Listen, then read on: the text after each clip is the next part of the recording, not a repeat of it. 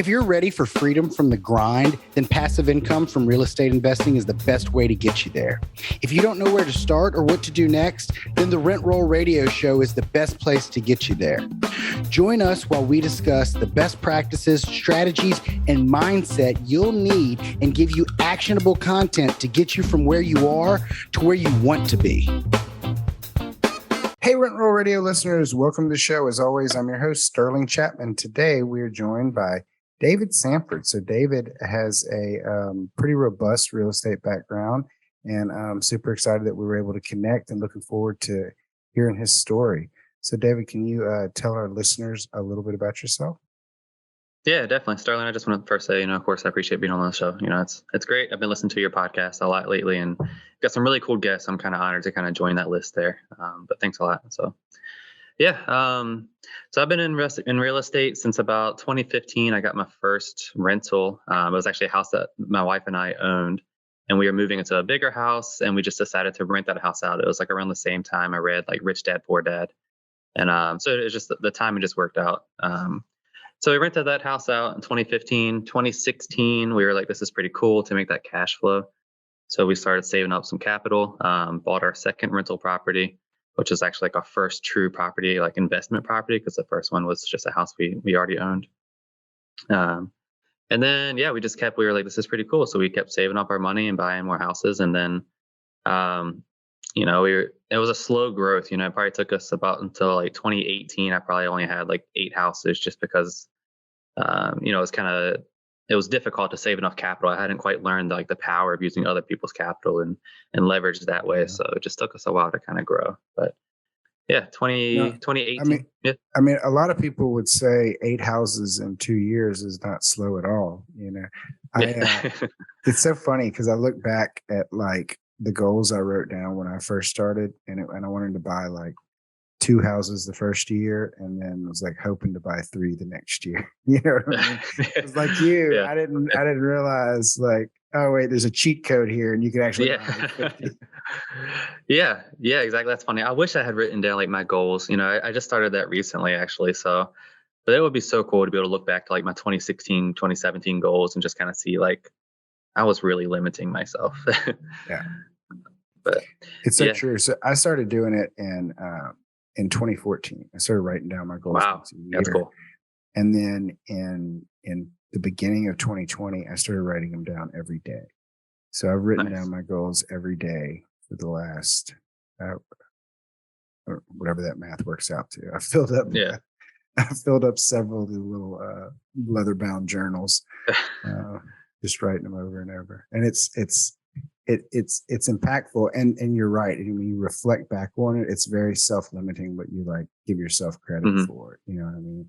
And if I kind of like do it out. So I like, all right, these are my 3-month goals. These are my 1-year goals, and this is my 3-year goals. Right? That's so smart. And a lot of times you like fall ridiculously short on your 3-month goals, but then you look at like your 3-year goals when you reflect backwards, and you like 10x'd it. So it's you like crushed it. Yeah. There's a quote out there about like people severely overestimate what they can accomplish in a year, but underestimate what they can accomplish in 10 years. That kind of thing. Yeah, I've heard that before. I'm actually like I'm probably not going to do anything with it, but I'm writing a book right now. Just kind of, I think it'd be kind of cool to give to my kids or, my family, just kind of so they can see the story. But one of the chapters there, I'm talking exactly like you said, people so underestimate what they can do over a couple of years. But yeah, it's like, 3-6 month goals. Like it's just like you said, it's really, people really overestimate what they can do in short term, but underestimate what they can do in long term. So that's key. So tell us a little bit about, because you said you have 50 rental properties now, 50 rental houses. Yes, right around there. I don't, it's right around like 50 to 55 range. Yeah. Yeah. People always laugh when they ask me, because I'm like, I don't know, So how did you in the beginning, what was your strategy before you I'm assuming you eventually evolved into the Burr method and started using private money to buy and just flip it over and over again. And that's how you built the majority of them. But those in the early days, you're in the military, so I would imagine you started with the VA loan on your primary residence. And then what was the next play? Like what did your financing options look like when you started buying investment properties for property 2, 3, 4, and 5? Yeah. So actually, when I bought my first house, I wasn't eligible for the VA loan yet because I'm active duty in the National Guard now. But back then, I was just in the National Guard, and you have to serve for so many years before you actually earn the VA loan, or you have to have so much active duty period, which I didn't have at that point. So our first house was actually a short sale. Um, so that was, just your generic. I think we put like 5% down or something like that. The second house though was the VA loan. By that point, I had earned it, so I'd used the VA loan for that one. But then, like I said, we got our first true rental property, and that was just your standard 20% down loan. So we would save up. I think our first house we paid $90,000 for it. Found it on Zillow.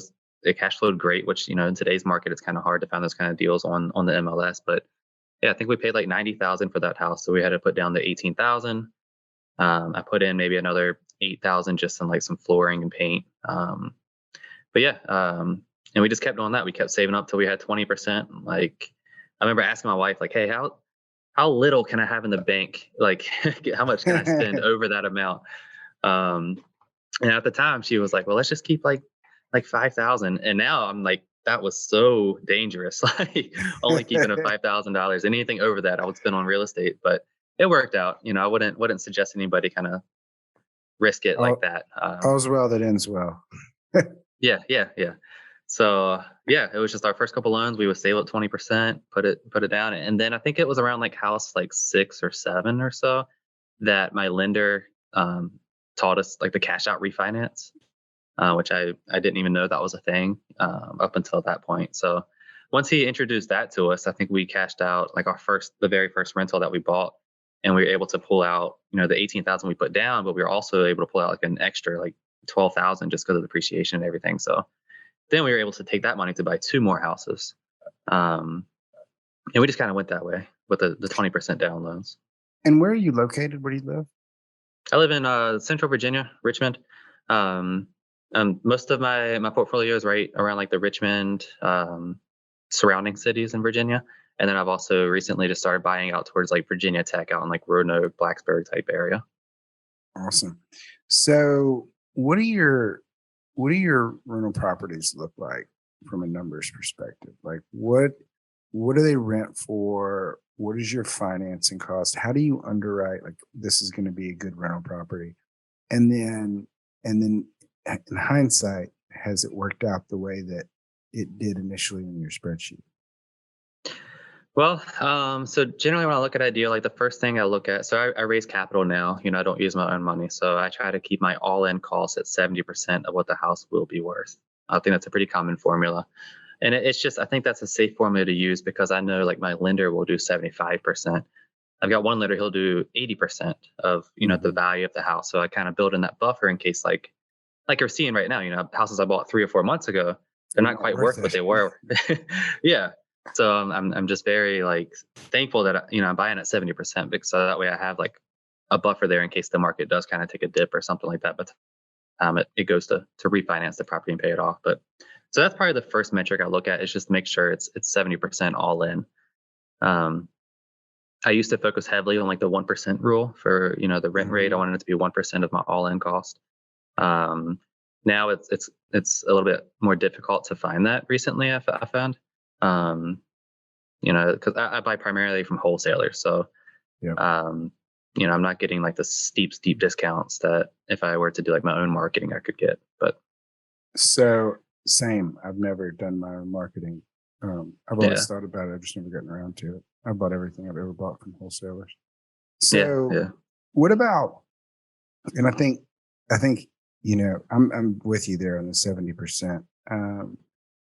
What about the cash flow metric, right? So like, do you look at like, all right, well, X is my rent, X is my mortgage, X is my insurance and taxes, and then we'll take out X for, vacancy and repair, and then you've got $200 left. So like, do you look at that, or is your portfolio just self-sufficient, or is it like kicking off a tremendous amount of extra cash flow? Like, talk to us about those numbers. Yeah, so it's as if you're reading my notes here, but yeah, so exactly. So I look at the principal, interest, tax, and insurance. The pity, the key four right there, and whatever that is. Usually, I add $400 to it.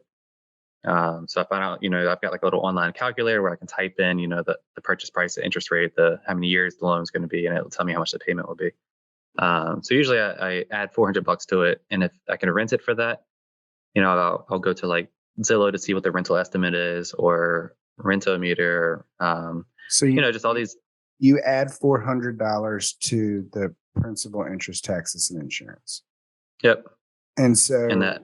what's your logic in that $400? Is it that how much of that $400 do you feel like is going to be gobbled up by like a vacancy repair type of?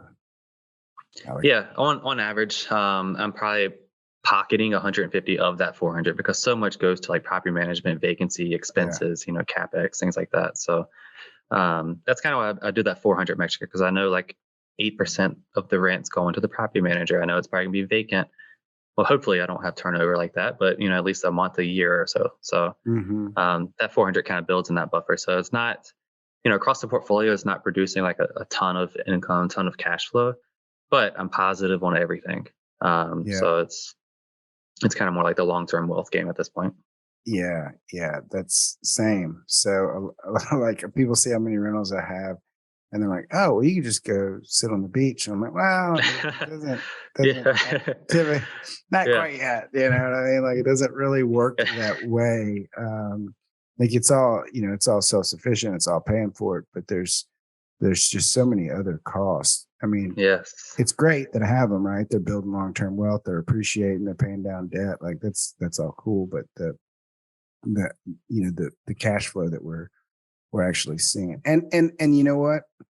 I always tell people that like that are in, and I guess you've been doing it about the same amount of time as me. Fast forward 10 years, what's going to happen is our fixed rate debt is going to stay where it is today, but the rents are going to be way up here. So that spread's going to grow.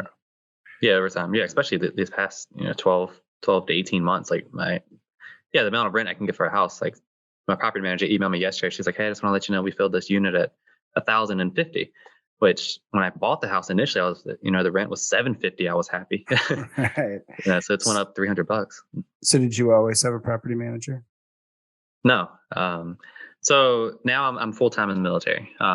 So when I started buying properties, I was self managing up until I got to like eight houses, 10 houses, maybe somewhere around there. And then the Army decided that I should change my job. So they kind of directed me. It's called a command direct, where they kind of force you to take a new job. So they did that, and I was like, I do not want to do this new job as a recruiter. It's a military recruiter is probably one of the hardest jobs in the military. But so once they said I was going to become a recruiter, I was like, well, I know it's going to take a ton of my time because recruiting is difficult, especially like in this day and age. Like it's hard. So I knew like I would have to hire out property management. And then at the same time, I was like, I'm going to really scale my portfolio so that way I can leave my military and I won't have to recruit. So at the same time, I outsourced property management, scaled the portfolio, and then I love recruiting now. So it was like a win-win. So completely non-real estate related, but I'm just curious, why is recruiting more difficult in this day and age? I wish I knew. I think, where I'm located at, they're not, it's just the political environment, of like the surrounding areas. Yeah, they're not extremely pro-military in this area. So it's a little bit tougher. And then, I don't really see it a lot, but, a lot of people think that like it's just the millennials, like they're not looking to serve, like the prior generations. And I mean, we're still finding decent numbers, but it's just, it's harder to find people. It's just a complete different mindset about nationalism and all that kind of stuff. Yeah. I was just curious. I mean, you can see it. You can see it watching the news. It's no surprise. I was just curious from your perspective, from being on the streets trying to do the recruiting. So what's next for you? What's your next play going to be? Yeah, so I think now I'm at a point, and I've known this, probably for a year or more so, that I need to like start scaling. I'm doing great at single families. I've got some duplexes, but not a true multifamily property. About a year ago or so, I invested in like a coaching mentor education program to learn the multifamily side. Whose program, Um, if you don't mind? it's through the military, it's through active duty passive income. Oh yeah, Um, I know all those guys. So Eric oh, Upchurch cool. is a good friend of mine, Yeah. and I know Tim as well. And just interviewed somebody else from over there. So I've Oh, very cool. always been a big fan of all those guys. Yeah, yeah. I mean, they're amazing. I mean, it's just the amount of information that they'll give, and I felt like for the education platform that they were providing, like at the price point that they were providing, it was like it's a no brainer. I can try to go learn all this stuff on my own through YouTube and books and podcasts and blogs and all this, or just pay for the program and learn it a lot faster. Yeah. So yeah, that was So really cool. when you say commercial property, are you looking like multifamily? I think a lot of those guys these days are kind of in like the mobile home park space and the self storage space. And I want to Yeah. say some of them are in the RV park space. What hmm what avenue were you looking to go? So I was thinking what feels natural to me is to just move into like multifamily, apartment complexes. But I'm not. I looked at a property yesterday. It's a medical building, a doctor's office. So it's going to cash flow great. The price point they're asking is kind of like what I'm trying to figure out. What's the catch? Yeah. So yeah, I think and this one was kind of just like, my broker was off market thing, so he was like, hey, like with the returns that you're looking for, we're having a hard time finding an apartment deal, a multifamily deal. So would you consider like a medical building? So that's how that one kind of came about. And so, how are you planning on structuring these projects? Are you using your own money as a down payment? Are you leaning more into the capital raising side of buy? Yeah, more on the capital raising side. Of course, I'm going to put some of my own skin in the game. Just, I think that's kind of necessary, especially with me just starting out in the multifamily space. I should also put some cash in the game. But yeah, primarily just raising funds. So, I've, in the past couple of weeks, I'm starting to get a little bit more active on Instagram and Twitter, LinkedIn, and just starting to kind of grow my network out that way. Awesome. And how is that going? Are you getting the traction that you would have hoped to at this point? No, I probably need to hire a marketing team. I probably need to hire somebody to help me out here because I'm not big on social media. So like, Yeah.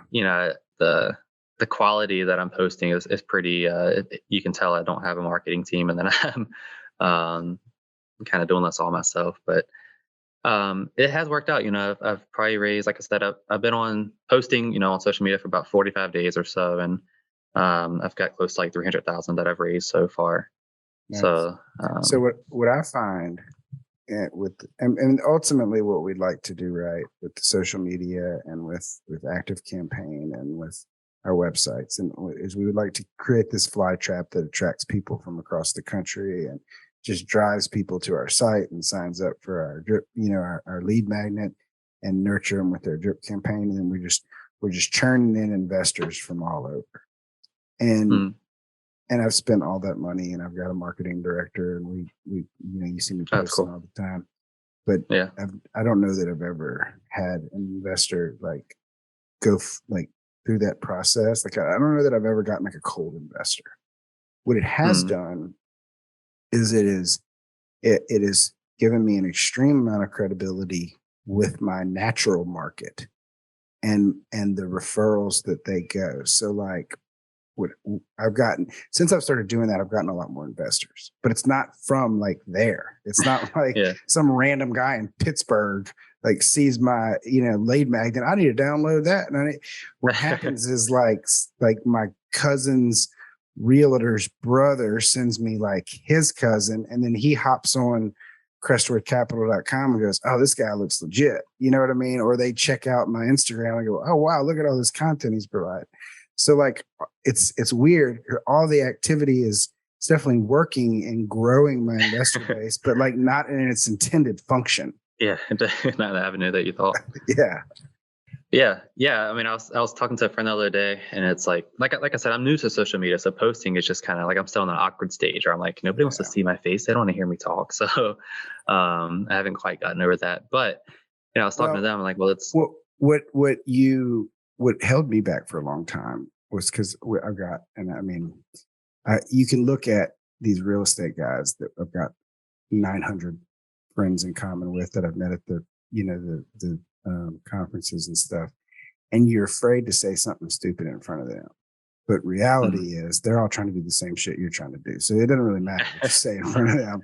That's a good point. Your friends and family and friends and families, friends and family and friends, all those people that don't know anything about real estate, you know way more than them. You are an expert because you have built a 50 house rental portfolio and you've done that training from active duty passive income. And those two qualifications alone mean that you know more about real estate investing than like 99% of the general public. So if you just share the stuff that you learn, you know what I mean? Like I had to intentionally go, like force myself to go backwards. So like I wanted to like get on and make shorts about like, how a waterfall IRR is structured. And like it was going over people's head, you know what I mean? So I had to really go backwards and like, okay, if you're going to buy a rental property, like this is how you calculate the cash flow, you know what I mean? And really kind of go back. So you'd be surprised at how much value you can add. And all of the hundreds of reels and videos I've put out, the ones that went viral, I say viral, they didn't really go viral, but the ones that got like a lot more attention were those like basic entry level ones. Like these are the 4 good reasons to invest in real estate, cash flow, appreciate, you know what I mean? Those are the ones that are like, calculating net operating income. Like nobody even looks at that stuff. Yeah. And it's the same phenomenon with guests. So more people will download this episode than downloaded the Brandon Turner episode. I promise. And I don't know why. I do know why. It's because you're relatable, right? Because so many of our listeners are like right a step behind where you are. And we're talking about how you took those first steps. Like when I interviewed Brandon Turner, it was like, well, this is how I'm going to go from 100 million in real estate to 500 million in real estate. And they're like, okay, well, that has nothing to do with me, Yeah. Yeah. I think, I think I might have actually been your podcast. Somebody was like, yeah, I'm looking at a podcast and it says like so-and-so's got 1,500 doors. Like, I'm not listening to that. I'm not ready for that. I'm going to this guy me. Built 10 houses. Was it you? Yeah. Yeah. Okay, so cool. It was about Gino Barbara. I remember when I first started. Yeah. When I first started investing, like after I bought like my first house, I was like about to buy my second or something, or trying to figure out how to buy my third. And I was running a lot. And so I would listen to Bigger Pockets and it would just kind of like go down the list, and like next episode would play because I'd be going on these long, like 3-hour runs, and I would just let them play back to back. And it would and I remember like Gino Barbara's one pulled up and it was like, this is how I bought 1,500 apartment units. And I'm like, dude, skip. Like that's I'm talking about my fourth. Yeah. It's so unrelatable to me, Yeah. It is really cool and motivating to listen to those, but at the same time, it's like, and maybe it's one of those self-limiting things, it's like, that's kind of just a pipe dream right now. Like I need to focus on like what's achievable, but yeah, it's funny. I remember listening to that. I was like, yes, definitely. I feel that. But it is a self-limiting thing. So because, and the more you get around the people, you more, and this is not a knock on anybody, but like you have this thing in your mind where you're like, oh, well, they're better than me. They're smarter than me. They're, more connected than me. And then you go and you meet them in person. Like, dude, I've met multimillionaires at real estate meetups that can't tie their shoes. And I'm just like, if this dude can do it, or like the guy, I've met people that have, 2,000 units that know less about real estate than you. And it just, you know what I mean? And so when you really go to meet a lot of the folks that have been successful in the arena, it helps to kind of like deflect that self-limiting belief. And you see like, oh, and I'm not knocking everybody. Like a lot of them are real smart guys or real sharp guys, but they're just like you and me. You know what I mean? There's it's not like there's some kind of like, oh, I'll never achieve that. He's some super special dude. They're not. They're just people that were committed to taking daily action, Yeah, I went to an event last week. It was like a 3-day event here in Richmond. And one of the speakers there had 800 rental properties, right in my market, so it's really cool to see like this guy he's me. He's just another one of us. He's in my area. Like, he's from here. He's just a little bit ahead of me in the portfolio. Like, if he can do it, like, yeah, why can I not do this? So yeah, So I could definitely. tell me about the house flips. How's the house flipping going? Yeah, so I'm not really flipping too many at the moment, just because of the uncertainty of the market. I generally flip like 2 a year, not because I'm more into like the long term game. Cash now is definitely cool, but I'm more into the long term, so the rentals. Yeah. But yeah, I usually flip like 2 a year, and I use that income just or the profits just to kind of help pay like the property tax and insurance, a little bit of overhead that I have. Yeah. So that way I'm kind of cash flowing a little bit more each month since the flips are paying for the tax and insurance. But I recently I just signed a contract last week on a house that I'm going to flip with somebody. So it was really cool. Like, this girl's a go-getter.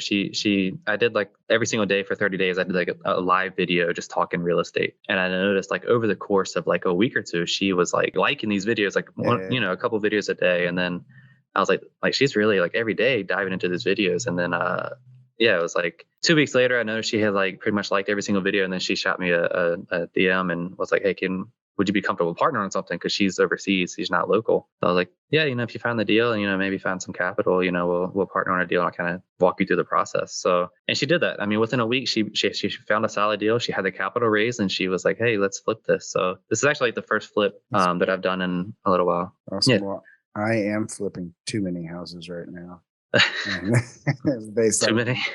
Too many because of the market uncertainty. I feel that. But like what I found was, I'm like you. I never identified as a flipper. I never wanted to be a flipper. I mean, there's a reason that the podcast is called the Rent Roll Radio Show. Like, I bought all those rental properties before I ever flipped the house. But I found that like when I started doing apartment complexes, those are 5-year business plans, and you shoot $100,000 out the door every time you do it. To co-invest with your investors, you run out of money pretty quick. And from burying the properties, I just found myself in a place where I have the infrastructure in place to like get the deal flow and have the workers. So we just decided to flip a bunch this year. Yeah. Whether that was a good idea or not, TBD. I'll let you know in about 3 minutes. Yeah, we'll see. Yeah, that's a good point. I mean, I know like with the, are you doing syndications mainly? I do syndications, yeah. Okay, yeah. So like that payout, like, yeah, you're making cash flow now, but the real money is like on the exit, right? Well, and we do what's called a European waterfall. So we're very, like, on the front end, we're very investor friendly, like limited partner friendly. And then we don't collect, or we don't get into our pref until into our promote until we've paid the cumulative pref. So okay, yeah. So it's very delayed on our end, and like we get a small acquisition fee, but honestly, like what we end up investing is like probably 5x what the acquisition fee is. So I mean, each deal I'll walk away in a worse cash position, in real time. Yeah, but wealth wise and down the road, it'll definitely pay out for sure. So what would you tell David if you could talk to him, back in 2016 when he started? Any advice from hindsight? Yeah, definitely. Like I said, so I initially started just using my own capital, saving up and buying the houses. And I remember I was at a school for the military, and I couldn't really leave where I was, but I had my phone and my computer in my room. So every day I was just like watching YouTube videos, and that's when I found Bigger Pockets. And that's when I also found about the power of like using other people's money and raising capital. And this was, probably 3 years into my real estate journeys. And that's when I was like, I figured it out. Like, this is how I'm going to scale. Yeah. I remember like I went home and I told my wife after I had graduated the class, and I told my wife, I was like, hey, I figured it out. Like, I'm just going to find money and buy stuff and do the Burr method and, explain it to that. She's like, that's really cool. But who do you know that has money? I'm like, I don't know yet, but I'm going to find them. But yeah, so if I were to go back to 2015, David, where I first started out, I would just say like, partner up. That's, I think I heard something recently. It's like 50% of nothing. I mean, of something is better than 0% of nothing. Well, I mean, 30% of a watermelon is way more than 100% of a grape. You know what I mean? Yeah, that's a very good point. So I would just say, like, just partner up, start raising capital, whether you have deals or not. Like, just go ahead and start getting some capital, in line. So that way, as soon as you do find the deal, you can move on it. You can use your own money, but the scalability, and like, you're really going to limit yourself once you start using your own cash for deals. Yeah, for sure. So I want to hop over to our radio rounds to help our listeners get to know you a little bit better. It's just 3 quick questions. So the first one is, what's your favorite book? So recently, I think the book that made like the largest impact on my business is, as real estate investors, we're always raising capital. We're always paying for maintenance issues. We've got money going to mortgages, to tax, insurance, contractors. We're raising capital. Capital's coming in. We're flipping houses. We're doing cash outs. I mean, so the money is always just in, out, in, out, and out. So I remember, like, I couldn't tell you how many times I've told my wife, like, I have no idea how much money we're making. I don't know. I know we got this money in the account, but I honestly couldn't tell you, like, how much is the investors and how much is mine. And that's a disaster. Like that. Sure. That's not a good recipe. So I came across a book by David Richter. It's Profit First for Real Estate Investors. I just read it. Oh, cool. Yeah. And that book was just like, the light bulb went off. Like, I immediately went to my bank and I set up like 5 different bank accounts. I'm like, all right, this account is other people's money. It's not mine. This account is profits. This account's for mortgages. This is maintenance, and set up all those accounts. So I think that book really like gave me like the clearest vision of like how my business is actually performing versus looking at tax returns or just taking a stab in the dark at it. Yeah. Cool, man. And how long have you implemented that system? Let's see, this is probably, actually, I read the book on a flight over to France. It was really cool. And that was for D-Day. I went to Normandy for D-Day. So that was back in June. So roughly 3 months ago, I'd say. Awesome. I'm glad to hear that positive feedback. What's your favorite quote? So it's a pretty popular quote, Henry Ford. It's whether you think you can or you think you can't, you're right.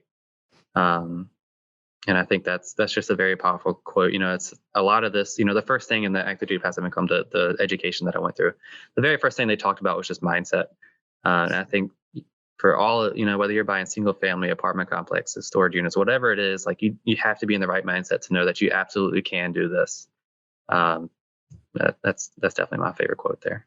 Yeah, it's like 90% of all of it. Yeah. So what's your favorite thing to do when you're not working? So I've got 3 kids. I've got a 5-year-old, a 2-year-old, and a 7-month-old. Oh, wow. So yeah, I would say my favorite thing is just hanging out with them and just watching them grow and playing with them. Awesome. So how can our listeners get in touch with you and learn more about you and follow you and invest with you? Yeah, so like I said, early in the podcast, like I'm just kind of recently getting into Instagram and Twitter and LinkedIn. So you can find me on LinkedIn, Instagram at David Sanford 215, same as Twitter. But yeah, I would love to connect. I'm always talking to new people, and just kind of, even if you have a question, if you just want to talk to somebody that's done some deals, like, feel free to reach out. Awesome. Well, David, I really enjoyed getting to know you today, and definitely looking forward to keeping up with you on your journey. And, we just closed on an asset in Virginia. So the next time I'm that way, I will definitely reach out and see if we can get connected. Yeah, that'd be awesome. Congrats on that. Awesome. Thanks, David. Have a good one. You too, sir. This episode was brought to you by Crestworth Capital. If you're a busy professional and ready to make passive income from real estate investing, then go to crestworthcapital.com, where you'll be able to download a free copy of our ebook to help you get started today. Until next week, happy investing.